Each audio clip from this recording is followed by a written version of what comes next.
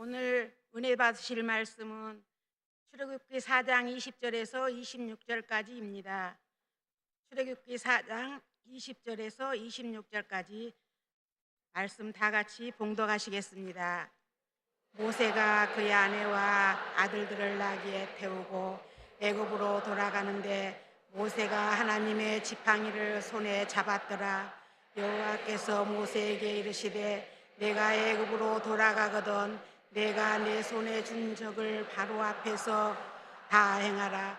그러나 내가 그의 마음을 완악하게 한즉 그가 백성을 보내주지 아니하리니 너는 바로에게 이르기를 여호와의 말씀에 이스라엘은 내 아들 내 장자라.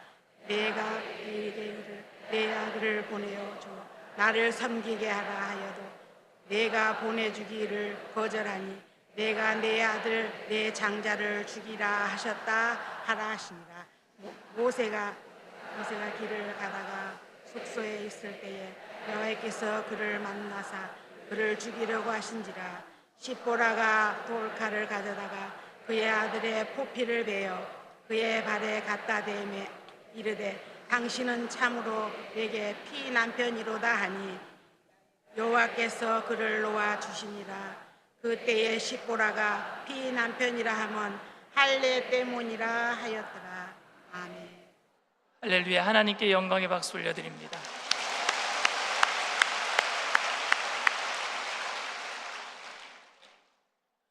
오늘 찬양해 주신 우리 권사님들은 루디아 권사의 찬양팀인데 수요 예배 마치자마자 달려오셨거든요.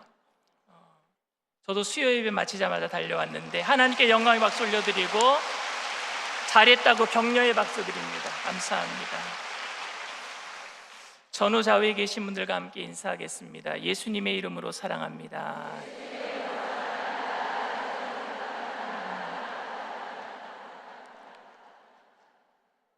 말씀의 제목을 함께 따라해 주시길 바랍니다. 하나님과 하나님의 싸움. 하나님과 하나님의 싸움. 하나님끼리 왜 싸우시는지. 우리나라 속담에 팔은 안으로 굽는다라는 속담이 있습니다. 이 말은 죄를 지어도 친한 사람은 다 용서가 된다라는 말이 아니에요. 혜택을 받을 사람이 있다면은 우선 아는 사람부터 먼저 생각이 된다라는 말이고, 즉 사랑은 가까운 곳으로부터 출발한다라는 말입니다.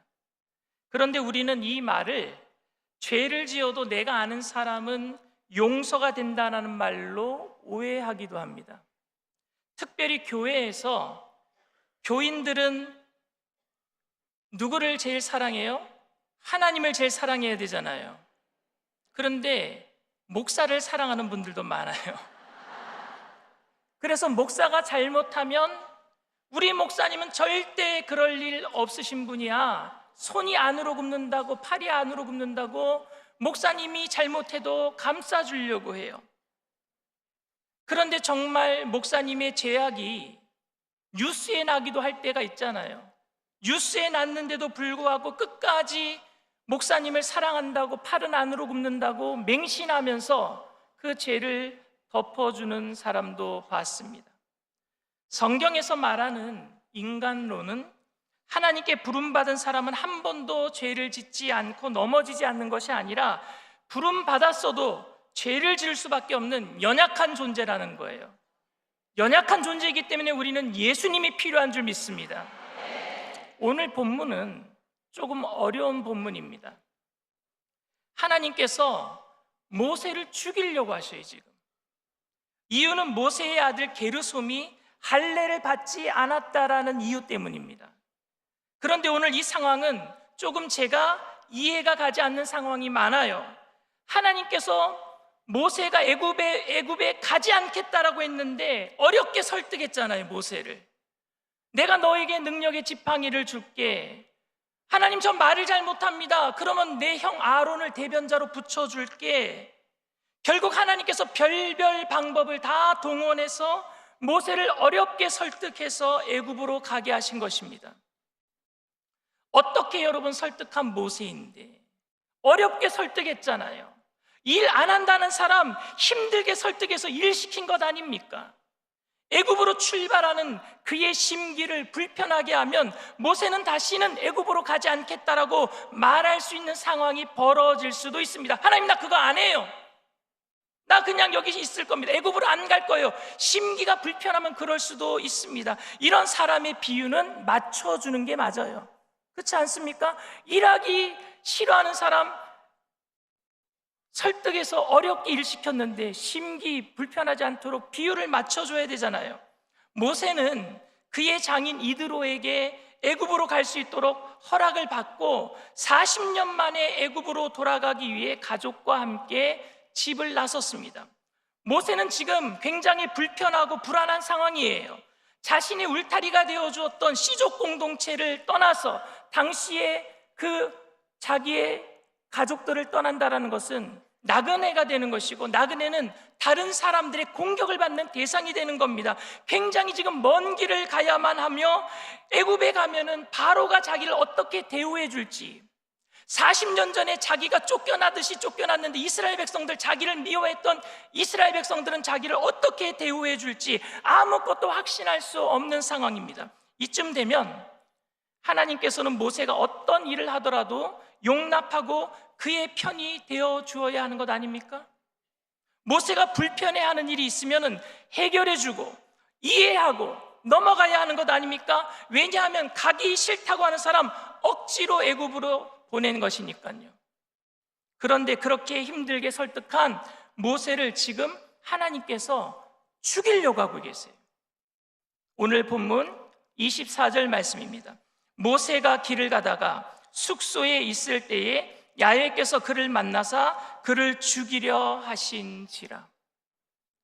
가족과 함께 이미 애굽으로 출발하여서 어느 숙소에 도착했을 때 일어난 일입니다.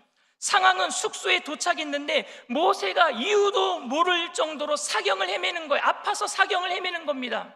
지금 숨이 헐떡헐떡거리고 넘어가고 있는 거예요. 이를 본 모세의 아내 십보라는요, 할례를 생각하게 되었고 급하게 돌칼을 가져다가 첫째 아들 게르솜의 포피를 잘라서 모세의 발 앞에 갖다 대었어요.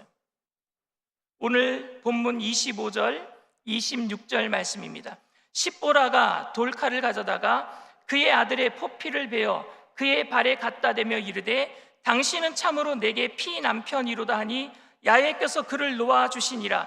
그때 십보라가 피 남편이라 함은 할례 때문이더라. 하나님께서 모세를 죽이려고 하셨던 이유는 모세가 자신의 아들 게르솜에게 할례를 행하지 않았기 때문입니다.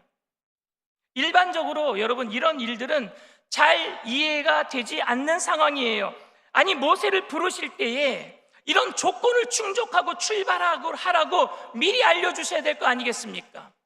너 아들 할례 안 받았으니까 애굽으로 출발하면 안 돼. 출발하기 전에 할례 받고 출발해. 미리 알려줘야 되는 건 아닙니까? 마음을 돌이켜서 하나님의 뜻대로 가족들을 다 데리고 출발했는데 숙소에서 죽이려고 하시다니요. 출발하기 전에 할례하라고 하면 안 떠날 것 같으니까 출발시킨 다음에 한 가지 조건을 더 붙이는 겁니까? 그리고 여러분, 게르솜은 이스라엘 백성 가운데 태어난 아이가 아니라 모세가 애굽을 떠나서 광야에서 만난 이방인과 결혼하여 낳은 아이니까 당시에 할례를 받지 않은 것은 어찌 보면 당연한 일 아닙니까? 애굽에서 태어나자마자 요게벳에게 모세는 할례를 받았지만 십보라는 유대인 여자도 아니고 동족에게 쫓겨난 남편 모세가 별 이야기도 하지 않았으니까 어린 아이의 포피를 잘라내는 불편한 일들을 왜 해야 되는 겁니까? 안 하는 건 당연하잖아요. 저는 이 사건을 통해서 하나님의 마음을 좀 이해하고 싶었어요. 오늘 이 사건 이전에 하나님께서는요, 모세에게 애굽 바로 왕에게 가서 할 말을 먼저 일러주셨습니다. 그게 오늘 본문 22절 23절 말씀인데 우리 다 같이 한번 천천히 읽어보겠습니다.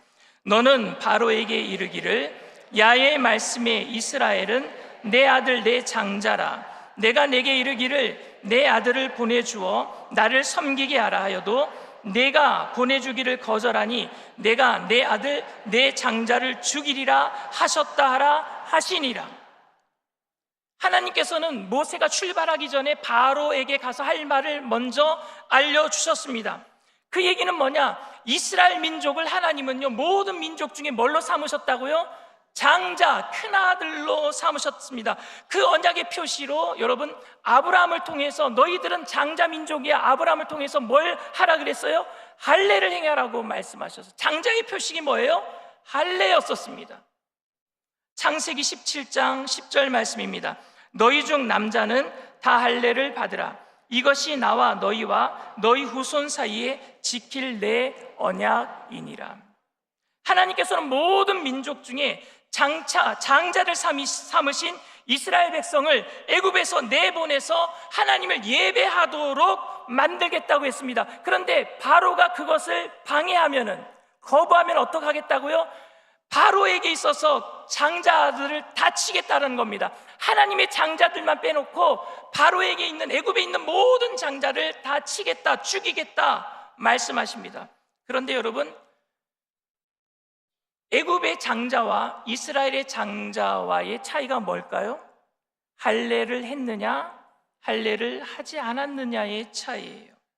그러니까 할례 표식이 없는 모세의 아들도 이 법에 따라서 바로의 모든 애굽의 장자들이 죽을 때 모세의 장자 게르솜도 죽을 수밖에 없는 거예요. 왜? 할례를 안 받았으니까.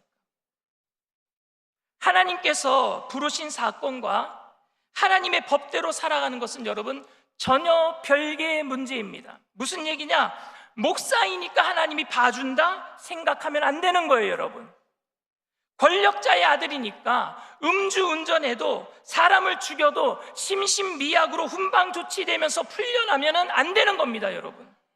선교와 봉사를 위해서 불법으로 일을 해도 하나님께서 눈 감아 주실 것이라고 생각해서는 안 되는 것입니다. 이 두 개를 별개로 생각해야 되는 것은 바로 하나님이 죄인을 사랑하시지만 죄는 철저하게 미워하신단 말입니다. 하나님은요, 죄인을 사랑하는 사랑의 하나님이시고 죄를 미워하시는 공의의 하나님이에요. 이 사랑의 하나님과 공의의 하나님이 하나님 안에서 싸운단 말입니다. 누구 때문에? 죄인인 우리 때문에. 하나님의 소명을 받았으니 그냥 눈 감아 주겠다, 하나님은 그렇게 말씀 안 하셔요. 오늘 본문을 연구하는 목사님들이 주목하는 구절이 하나님께서 모세를 죽이려고 하셨다라는 거예요. 하나님이 모세를 죽였다? 아니요, 죽이려고 하셨다. 어떻게 했다고요? 죽이려고 하셨다. 이것은 굉장히 여러분 잔인한 것 같지만 굉장한 애정의 표현이라고 저는 생각합니다. 죽인 것이 아니라 죽이려고 하셨다라는 말에서 하나님의 기다림이 느껴지지 않습니까? 죽이려고 하셨다. 죽인 게 아니라 죽이려고 하셨다라는 것에 하나님의 기다림이 느껴지고 돌이키게 하려는 애정이 느껴지지 않습니까? 기다려주시는 모든 사람 앞에 놓인 심판이 하나님의 죽이려 하심이라고 한다면 그것을 막아서고 있는 예수 그리스도의 십자가의 사랑이 바로 하나님의 애정인 줄 믿습니다. 누가복음 13장에 보면은요, 포도원 지기가 나와요. 열매 맺지 못하는 무화과나무 이야기가 나옵니다. 주인이 3년을 기다려도 이 무화과나무가 포도원에 심겨져 있는데 열매를 못 맺어요. 여러분, 무화과나무는 이스라엘 나라에 가면은요, 가로수처럼 포도원에 심겨져 있는 것이 아니라, 과수원에 심겨져 있는 것이 아니라 가로수처럼 있는 게 무화과나무래요. 그런데 그 무화과나무를 어디에다 옮겨 심은 거예요? 포도원에 옮겨 넣어 심은 거예요. 울타리가 쳐져 있고 거기서 잘 양분을 공급해주고 열매를 맺을 수 있도록 보살펴주는 포도원에 옮겨 심어 놓은 거예요. 하나님께서 우리를, 가로수와 같은 우리들을, 세상에서 죽을 수밖에 없는 죄인들을 포도원인 교회에 옮겨 심어 놔 주신 줄 믿습니다. 문제는 뭐예요? 근데 열매를 못 맺어요. 열매를 못 맺어요. 3년이 지나도 열매를 못 맺어요. 그때 주인이 와서 뭐라고 얘기하느냐? 지금 올해도 열매를 못 맺으니까 그냥 찍어버려라. 땅만 버리게 되었도다. 이렇게 얘기합니다. 근데 땅만 버리게 되었다라고 얘기할 때 거기에 가원지기가 나타나요. 포도원지기가 나타나요. 그러면서 이렇게 얘기합니다. 금년에도 그대로 두소서. 누가복음 13장 6절에서 9절 말씀을 우리 다 함께 읽어보겠습니다. 이에 비유로 말씀하시되 한 사람이 포도원에 무화과 나무를 심은 것이 있더니 와서 그 열매를 구하였으나 얻지 못한지라 포도원 지기에게 이르되 내가 3년을 와서 이 무화과 나무에게 열매를 구하되 얻지 못하니 찍어버리라. 어찌 땅만 버리게 하겠느냐? 대답하여 이르되 주인이여 금년에도 그대로 두소서. 내가 두릅하고 거름을 주리니 이후에 만일 열매가 열면 좋거니와 그렇지 않으면 찍어버리소서 하였다 하시니라. 포도원 지기가 여러분 누굴까요? 예수님이세요. 예수님. 포도원의 주인은 누구실까요? 하나님이세요. 사랑의 하나님 예수님과 공의의 하나님이 맞닥뜨리고 있는 거예요. 누구 때문에? 죄인인 우리 때문에. 포도원에 심겨졌음에도 불구하고 열매를 맺지 못하고 있는 우리들에게 금년에도 땅만 버리게 되었구나, 찍어버리라 하시는 공의의 하나님이 계시지만 그걸 막아서서 오늘도 금년에도 그대로 두소서 내가 땅을 두릅하고 거름을 주겠다라고 말씀하시는 주님, 사랑의 주님이 계시는 줄 믿습니다. 그런데 우리들은 이 하나님을 생각할 때 공의의 하나님도 계시고 사랑의 하나님도 계시니까 약삭빠른 생각은 우리를 죽일 마음이 없는 하나님의 행동을 알고 지금 당장 회개하지 않아도 되겠구나 하는 약삭빠른 생각이 들어와요. 지금 당장 하지 않아도 되겠구나. 금년에도 그대로 두소서 하니까 하나님이 죽이려고 하시지만 아직 모세를 죽이지 않고 기다리고 계시니까 하나님께서 모세를 죽이려고 하신 것은 강력한 회개를 촉구한 사건입니다. 심각하게 생각하고 돌이키기를 원하셨던 것입니다. 그런데 우리는 설마 하나님께서 나를 죽이게 하시겠어? 혹시 진짜 죽이려고 하실 때 용서해달라고 회개하면 되지, 그러니까 지금은 대충 살아도 돼 라고 생각하기도 한단 말입니다. 그런데 우리는 알아야 합니다. 죽이려는 하나님의 행동이 애정의 표시이고 기다림의 표시이지만 그것은 아주 심각한 상황이라는 것을 우리는 알아야 합니다. 그렇기 때문에 우리의 삶을 진지하게 이 시간 다시 한번 생각해 보게 되기를 바랍니다.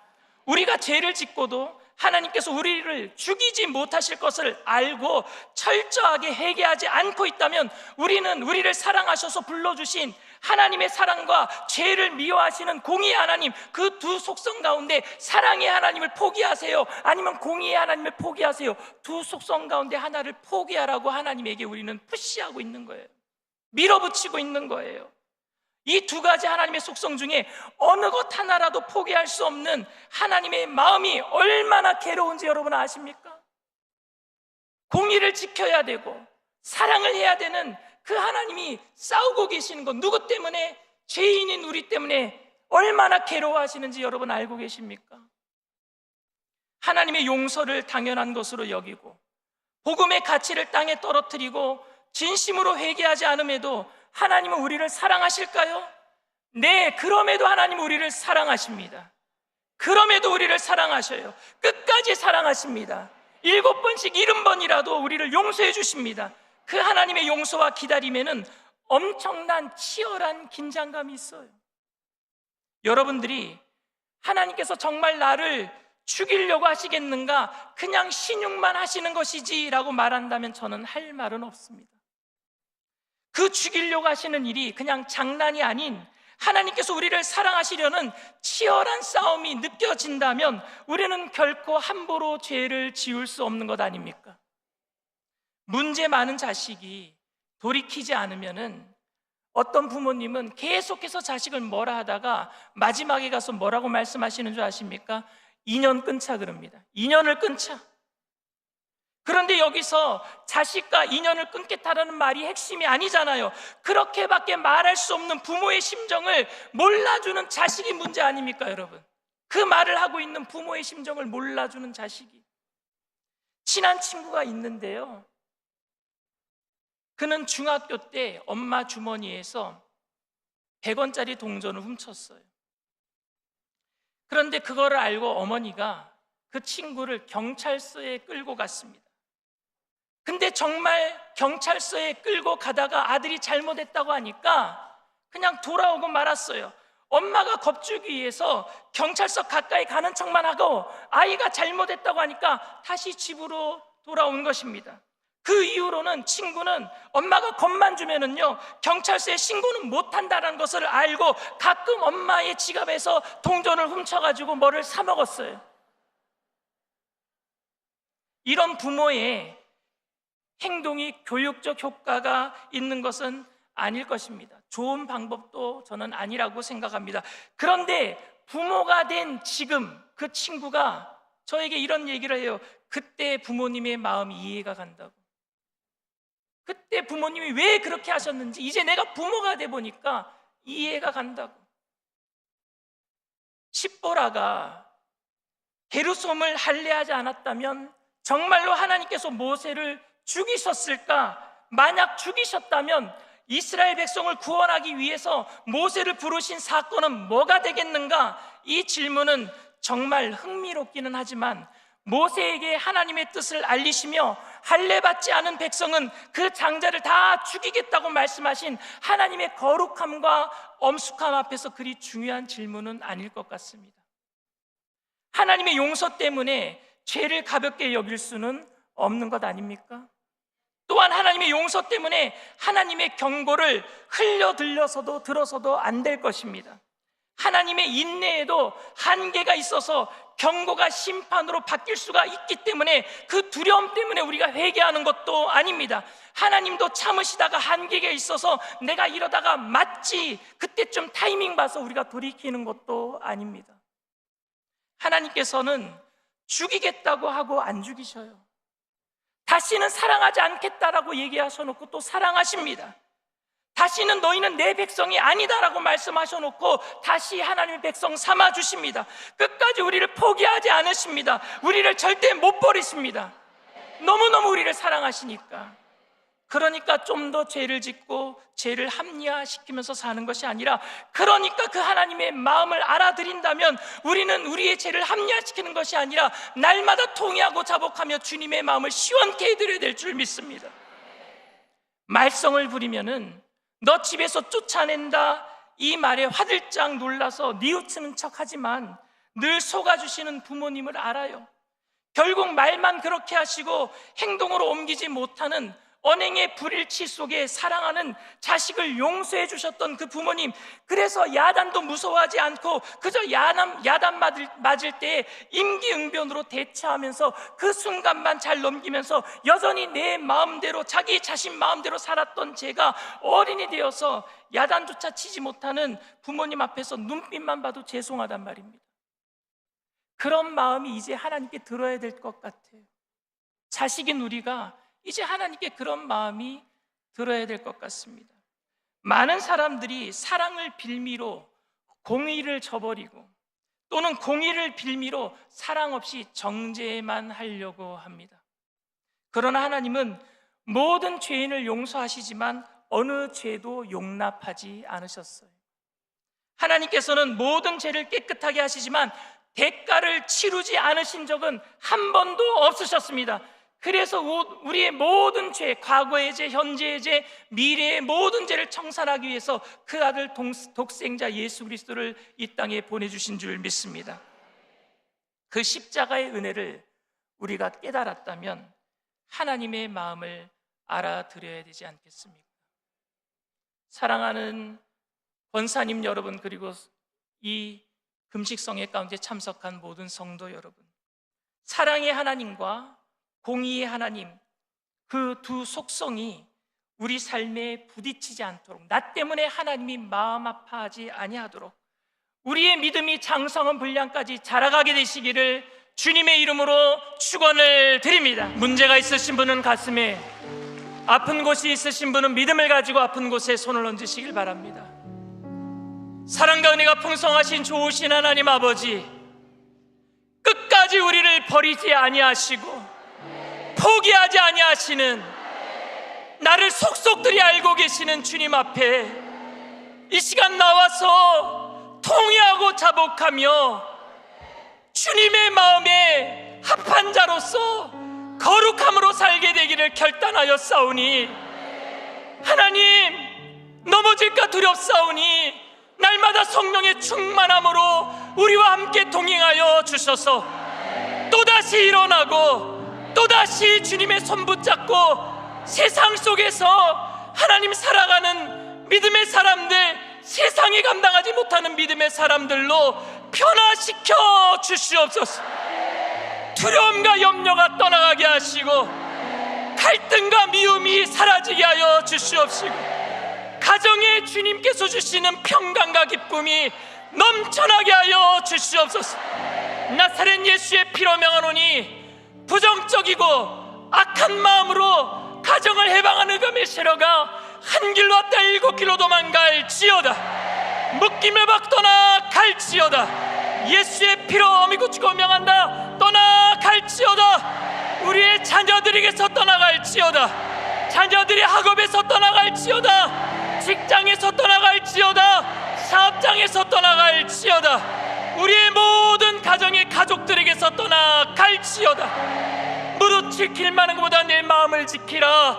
생명의 근원이 이에 선함이라 말씀하셨사오니, 공의의 하나님, 사랑의 하나님이 우리의 가정 가운데서 기뻐하시는 모습을 우리가 보게 하여 주시옵소서.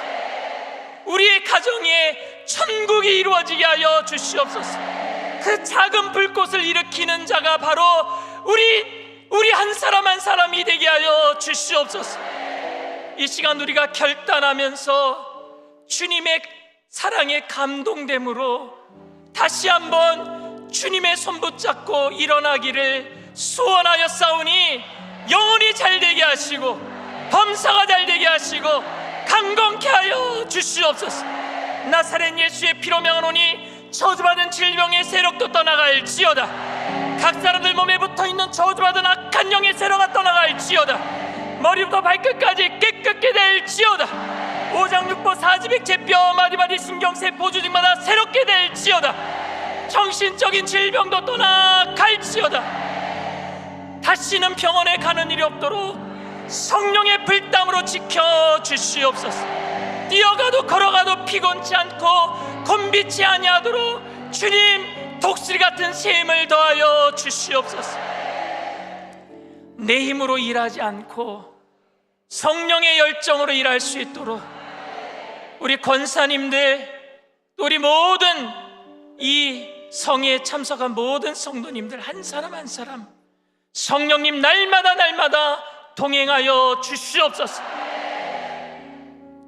그 하나님, 공의의 하나님과 사랑의 하나님의 마음을 알아들이는 주님께 기쁨이 되는 자녀가 되기를 원하며 예수님의 이름으로 기도드리옵나이다. 아멘. 지금은 우리 주 예수 그리스도의 무한하신 은혜와 아버지 하나님의 영원하신 극진하신 사랑하심과 보혜사 성령님 내주 교통 충만하시고 위로하시는 축복이 거룩하신 주님을 닮아가며 우리에게 베풀어 주신 그 사랑의 감동함으로 끝까지 이 세상에 살지만 천국 백성으로 살아내기로 결단하는 믿음의 백성들, 개인, 가정, 사업, 직장, 자녀, 학업생활, 범사 전체 위에 지금으로부터 영원토록 함께 하실지어다. 아멘.